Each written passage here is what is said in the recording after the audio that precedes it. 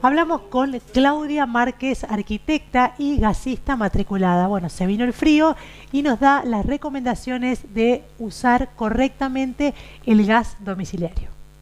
Bienvenida. ¿Qué tal, Claudia? ¿Cómo estás? Bien, buenas tardes. Bueno, gracias por venir, ¿eh? Muchas gracias.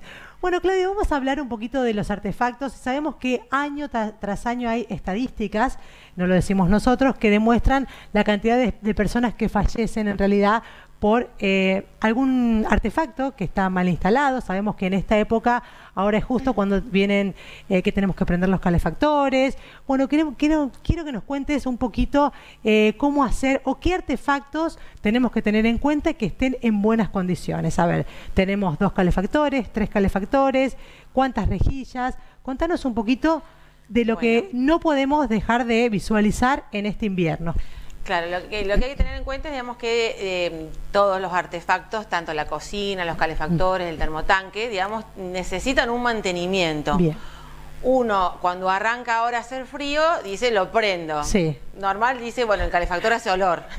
Hace olor, bueno, ese día hace olor. Pero el tema es que cuando el artefacto ya tiene un desperfecto, digamos, que combustiona mal, que es el real lo que produce el monóxido de carbono y hay accidentes fatales, por este caso, ya es tarde. Entonces lo que en realidad se debería hacer es que, como el auto, cada X cantidad de tiempo, vamos a decir un año y medio, se debería llamar a un gasista matriculado o a un plomero que se dedique a este rubro, sí, para que lo revise. Es verdad, es verdad. Y no solemos hacer eso en casa, ¿no? Con los artefactos. Yo tampoco. ¿Vos tampoco? No. Pero, este año lo haces, Claudia, este año lo haces. Bueno, contanos un poquito entonces, ¿qué tenemos que hacer? Y bueno, vamos a dividir, tenemos lo que sería la cocina, por ejemplo, que es, digamos, cámara abierta, que tiene la llama ahí visible. Sí. Digamos, en este, digamos, por ahí es fácil darse cuenta, porque la llama tiene que ser constante, o sea que no tiene que ni subir ni bajar, y tiene que ser de color azul. Bien. Ahí eso se dice que combustiona bien. Claro, ahí el artefacto no es defectuoso. Perfecto. ¿Sí? Sí. Por ahí si yo también bajo la perilla al mínimo y se apaga, también hay indicio de que hay algo que está funcionando mal. ¿Y qué hacemos ahí? Y hay que llamar al plomero, ¿sí? Porque ahí es una cuestión de los picos y de la limpieza, o están muy abiertos o están sucios. Y el tema del horno es que el horno tiene una válvula de seguridad que yo cuando lo prendo lo tengo que tener un X cantidad de tiempo y lo suelto. Cuando esa válvula no funciona, también hay que llamarlo y hay que hacerla arreglar, porque en muchos casos lo que hacen es la sacan. Claro. Entonces, ya si funcionaba mal con esto, claro, ya es lo peor que puedes hacer, pero hay un montón de casos en que directamente lo llevan a alguien que no es idóneo y la eliminan. Sí. ¿Y qué pasa con los calefactores cuando llega este momento que tenemos que prenderlos y hace el año pasado que no los usamos? Claro. Un año. Vamos a hacer lo que sería lo ideal. Sí. Lo ideal sería que el calefactor prenda con el encendido automático. Bien. Todos tienen un chispero y tiene que prender. El 50% no prende porque se desconectó el chispero, porque tarda mucho tiempo y no lo sé prender, y se prende o con un hisopo o con... Bueno, el tema, ahí la llama también es igual, tiene que ser una llama de color azul. Y lo que hay que ver por ahí, los calefactores tiznan de negro la pared. Si se tizna de negro es porque está combustionando mal. Claro. Entonces, o porque hay 3 tipos de calefactores, está obstruida la salida del calefactor. Tenemos una plaquita para mostrar los 3 tipos de calefactores y ahora hablar un poquito de cada uno de ellos. Bien, sí. Contame, a ver. Hay 3 tipos de calefactores. Ahí en la plaquita más abajo se ven. Ahí vamos a arrancar, si querés, por la rejilla de ventilación, que tiene que estar sí o sí, ¿no? Sí, eso tiene que estar en todos los ambientes donde hay algún equipo a gas, salvo que sean los calefactores que vamos a ver abajo, que ya tienen una salida y el monóxido de carbono que queda afuera, en el exterior. Perfecto. Esas rejillas depende si es cocina, es calefón, termotanque o un calefactor que no tiene cartucho o salida al exterior, se necesitan arriba y abajo. Bien.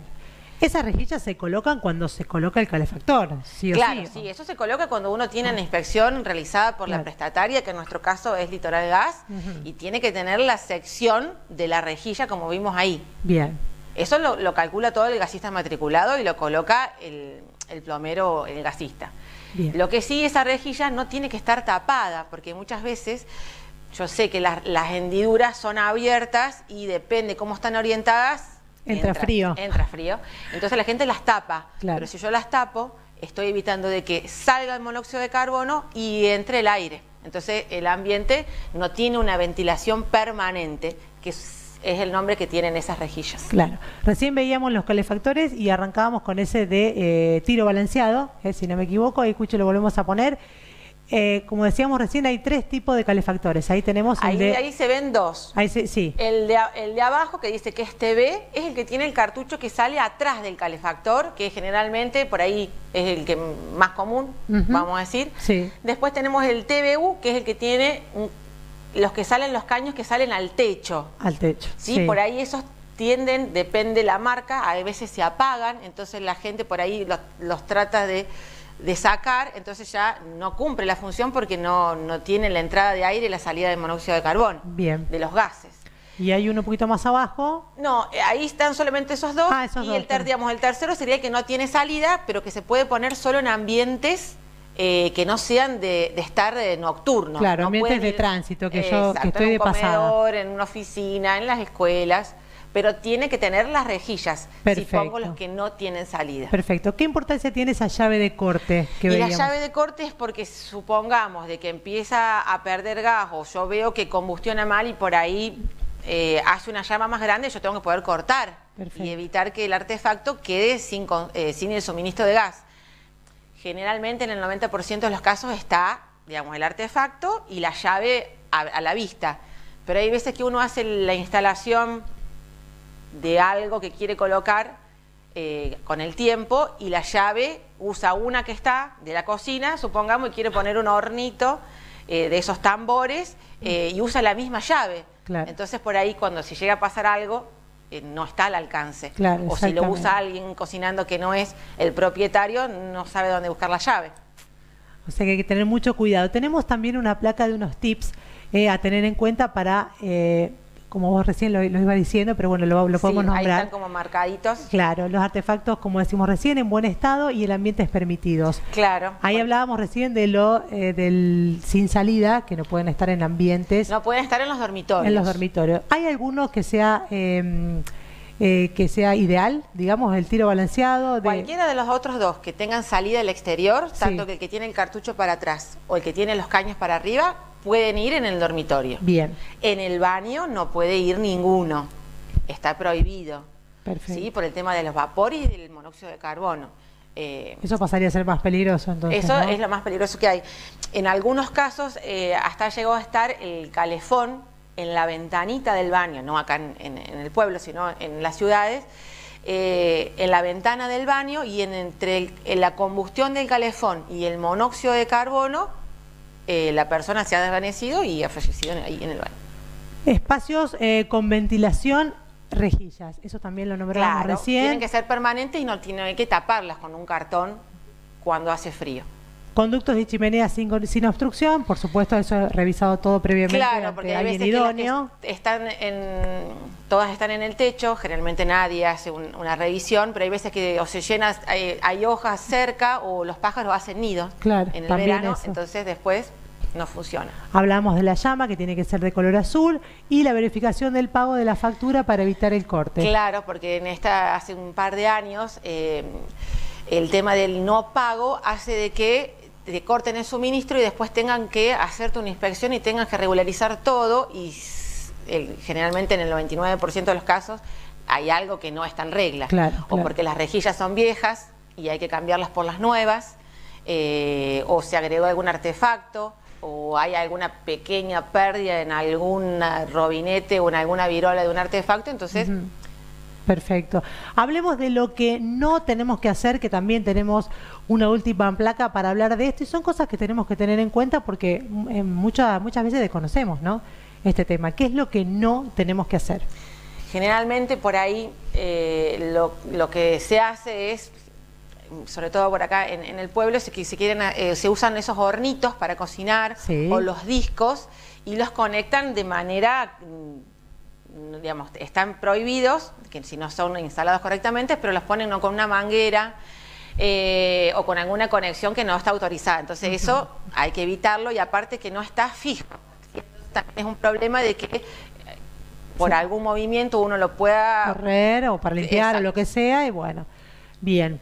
La segunda es... las tomas que esté taponados, o los artefactos en lugares que no están permitidos, como en los baños, o hay veces que hay o alguna pantalla o algún calefactor que no está colocado y no tiene el tapón puesto.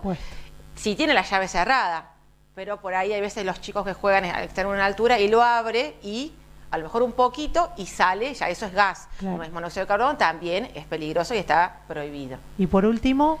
Y los artefactos que no tienen esa llave, como te dije, o que los conectaron con una manguera, claro, o que hicieron una conexión con cañería epoxi o cañería de plástico, como corresponde, pero no tiene la llave cerca. Estamos hablando de cosas simples que obviamente a veces no las sabemos hacer nosotros, pero tenemos que dar la sed a quien corresponde. Claro. Y estamos hablando de salvar vidas, porque hay muchos casos, han pasado, que han perdido la vida, ¿no? Por esto hablamos siempre de que el monóxido es, o el gas que se inhala es silencioso, no tiene olor, no lo podemos sentir, y bueno, en el peor de los casos, cuando estamos durmiendo, bueno, y ahí han pasado cosas graves, claro, ¿no? Pero en el caso del gas, y por ahí la Guardia Urbana por ahí me sabe llamar, y ahora 15 días me llamaron porque se ve que había varios que habían detectado que había mucho olor a gas. Claro. Y es porque en la época invernal la empresa prestataria le aumenta el líquido que le da el olor, porque el gas en realidad no tiene olor. Como a propósito, digamos. Lo aumentan a propósito porque hay más consumo, entonces para poder detectar, claro. Que la gente lo pueda detectar y que ellos mismos cuando toman la lectura lo puedan detectar. Entonces la gente lo detectó, llamaron. Se asustó, digamos, exacto, en este caso, pero bueno, no era nada. Yo llamé a la prestataria y era efectivamente porque siempre pasa en invierno. Sí. Y el tema del monóxido de carbono es que no tiene olor. Claro. Entonces, digamos, hay gente que... por las condiciones prende el horno o la cocina y a lo mejor duerme con eso y a lo mejor se apaga, o combustiona mal en un ambiente muy chiquito. Claro. ¿Hay algunos síntomas que tenemos que tener en cuenta si estamos inhalando ese monóxido? Y lo que pasa es que como es silencioso y es muy rápido, uno no se da cuenta, entonces por eso los casos son... ¿Y si estoy durmiendo? Listo. Sí. Bueno, Claudia, hablando de este tema entonces que tiene que ver con la prevención, sobre todo que es lo que hablamos hoy, y el uso correcto, ¿no?, de estos artefactos, de cómo tenemos que hacer, de llamar sí o sí a alguien idóneo, es fundamental. Sí. Pasemos bien el invierno. Sí. ¿Estamos? Exacto. Claudia, muchas gracias, por venir. Gracias por la invitación. Nosotros continuamos de esta manera.